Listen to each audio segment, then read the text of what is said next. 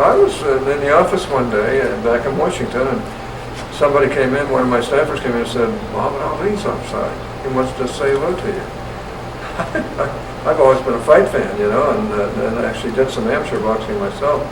And I said, my gosh. And so I went out, and he grabbed me, and he said, I like you. He said, I'm supporting you. I said, well, that's good. So I brought him in the office, and we had a great chat, and he became a very dear friend, I'll tell you. Well, I took him up to Primary Children's Hospital.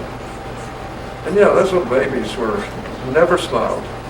They were in pain all the time, and trying to do what they could for them, as only Primary Children's Hospital can do.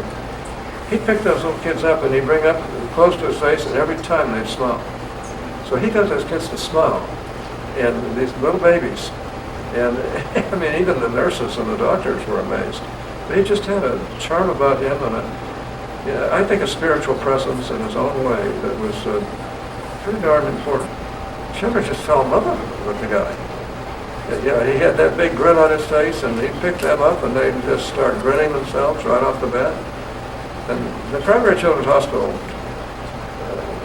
episode was really, really wonderful to me, because the nurses said that little girl has never smiled in her lifetime.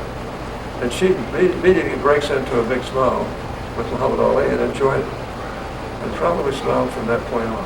And when you think that he was one of the greatest fighters in the history of the fight game, and many of us think he was the greatest of all. You'd have to rank Sugar Ray Robinson up there too, and Joe Louis, but the fact is, he was the best of the best.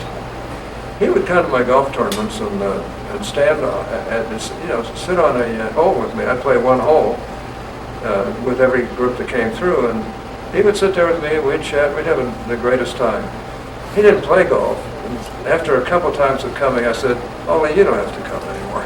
And I think he was relieved, but he would do that for me, and you know, I don't know why I was such a recipient, but boy, I sure am grateful that I got to know the real Muhammad Ali.